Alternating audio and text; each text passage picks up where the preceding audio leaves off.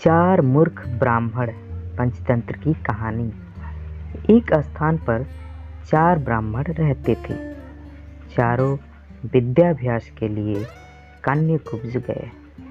निरंतर 12 वर्ष विद्या पढ़ने के बाद वे संपूर्ण शास्त्रों में पारंगत विद्वान हो गए, किंतु व्यवहार बुद्धि से चारों खाली थे। विद्याभ्यास के बाद चारों स्वदेश के लिए लौट पड़े। कुछ देर चलने के बाद रास्ता दो ओर फटता था। जिस मार्ग से जाना चाहिए इसका कोई भी निश्चय न करने पर वे वहीं बैठ गए। इसी समय वहाँ से एक मृत वैश्य बालक की अर्थी निकली। अर्थी के साथ बहुत से महाजन भी थे। महाजन नाम से उनमें से एक को कुछ याद आया।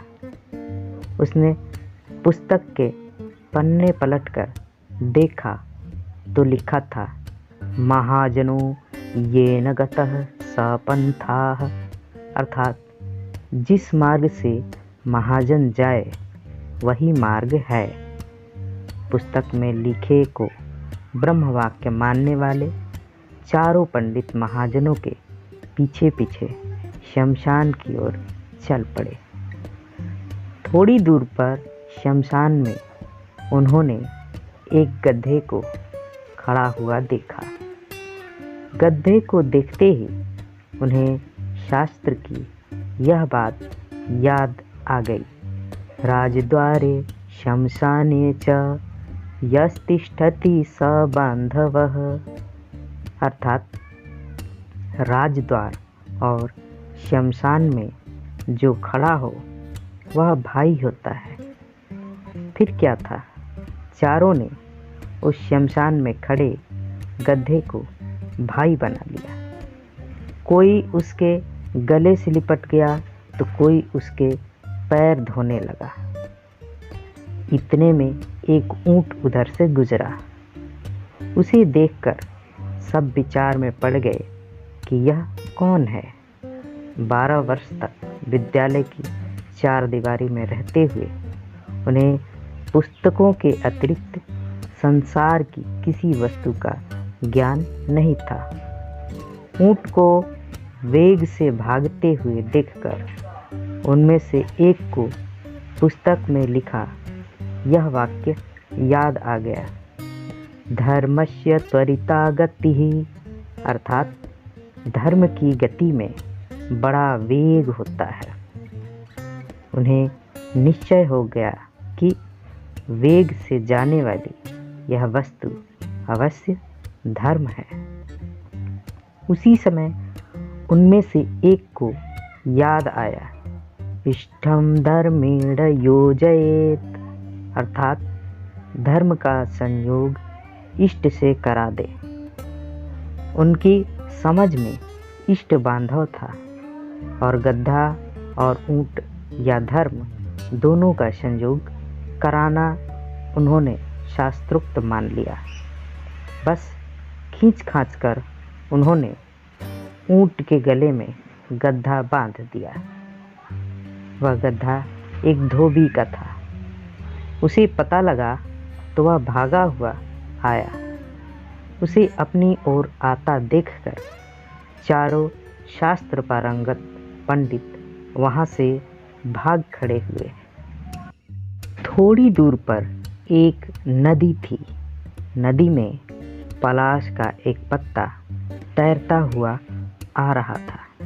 इसे देखते ही उनमें से एक को याद आ गया, आगमिष्यति यत्पत्रं तद्मास्तारयिष्यति, अर्थात जो पत्ता तैरता हुआ आएगा वही हमारा उद्धार करेगा। उद्धार की इच्छा से वह मूर्ख पंडित पत्ते पर लेट गया। पत्ता पानी में डूब गया और वह भी डूबने लगा।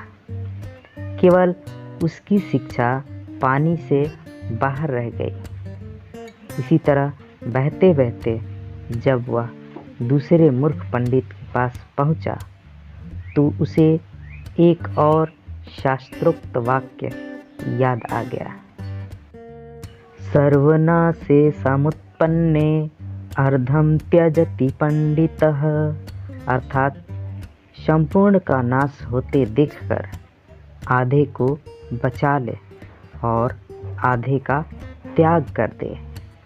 यह आते ही उसने बहते हुए पूरे आदमी का आधा भाग बचाने के लिए उसकी शिखा पकड़कर गर्दन काट दी। उसके हाथ में केवल सिर का हिस्सा आ गया, देह पानी में बह गई। उन 4 के अब 3 रह गए। गांव पहुंचने पर तीनों को अलग अलग घरों में ठहराया गया। वहां उन्हें जब भोजन दिया गया तो एक ने शेमियों को यह कहकर छोड़ दिया, दीर्घसूत्री विनश्यति, अर्थात दीर्घ तंतु वाली वस्तु नष्ट हो जाती है। दूसरे को रोटियां दी गई तो उसे याद आ गया, अति विस्तार विस्तीर्णम तद्भवेन चिरायुषम, अर्थात बहुत फैली हुई वस्तु आयु को घटाती है। तीसरे को छिद्र वाली वट्टिका दी गई तो उसे याद आ गया, छिद्रेष्वनर्था बहुली भवन्ति, अर्थात छिद्र वाली वस्तु के बहुत अनर्थ होते हैं। परिणाम यह हुआ कि तीनों की जगहसाई हुई और तीनों भूखे भी रहे। सीख, व्यवहार बुद्धि के बिना पंडित भी मूर्ख ही रहते हैं। व्यवहार बुद्धि भी एक ही होती है। सैकड़ों बुद्धियां रखने वाला सदा डांवाडोल रहता है। तो दोस्तों, आज की यह शिक्षाप्रद कहानी आपको कैसी लगी? आप हमें ज़रूर बताएं। धन्यवाद।